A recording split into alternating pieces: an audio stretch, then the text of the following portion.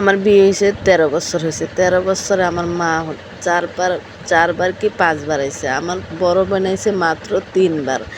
আমার বড় বোন তারপরে কি বলে জানেন? বলে কি, তোর বাসায় গেলে মানুষ কি কইবা? আমার মা বলবে কি, মেয়ের বাসায় বেশি ঘন ঘন যাইতে হয় না। কিন্তু আমার ছোট বোন আর আমার ভাগ্নি মাঝে মাঝে আসে, তাও বছরে 1বার কি 2বার।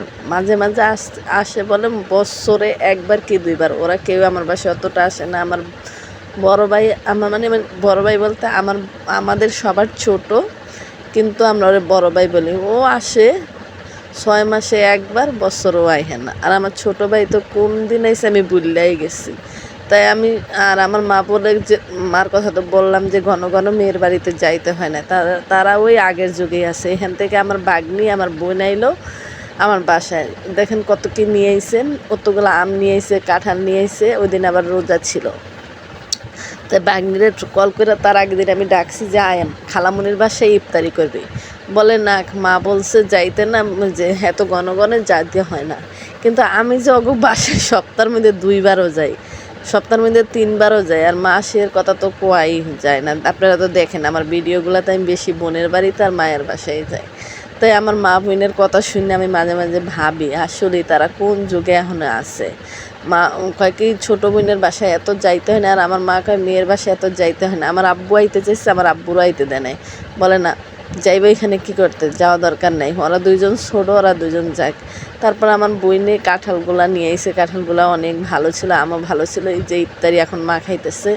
তাই এখানে আমার বইন আবার একটু মজা করতেছিল যে আমার ননদ আসলো, ননদরে সব কিছু যখন সাজিয়ে দিলাম, বললাম কিরে বোন, তুই আমার কাম করাইলি, তাও বাঙ্গা মঙ্গে শরবত দিলি, আর ননদরে কত সুন্দর গোছাইয়ে দেশ। কে ননদ কি সরকারি চাকরি করে? এই জন্য বাগনিরও সুন্দর করে সব কিছু গোছাইয়ে দিলাম, কারণ বাগনি হয়েছে মেয়ে আমার মানুষ, আর বোন তো আমার নিজের। বাগনি যদি আবার যাইয়া বাপেরে কয় খালামণির বাসায় গেছি, খালামণি আমারে ভালোবাসে নাই, পরের মেয়ে তো একটু তো ভালোবাসা লাগেই।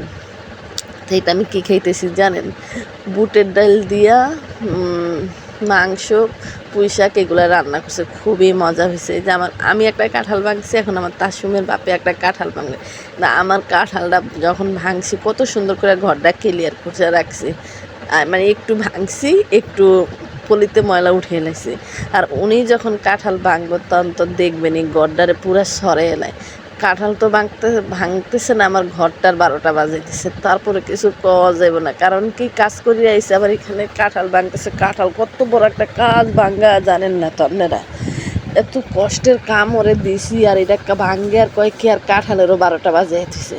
সব কাজ কাম শেষ, এখন আমি পেলাম খাইতে। তাই আপনারা সবাই কেমন আছেন? আসসালামু আলাইকুম।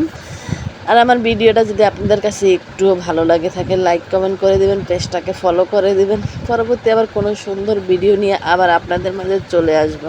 আর ওই যে বললাম যে আমার তাসমির বাবা আজকে অনেক কাজ করছে, একটা কাঁঠাল ভাঙছে, আর জ্ঞানর করতেই ছিল। ঠিক আছে, সবাই ভালো থাকবেন, আল্লাহ হাফেজ।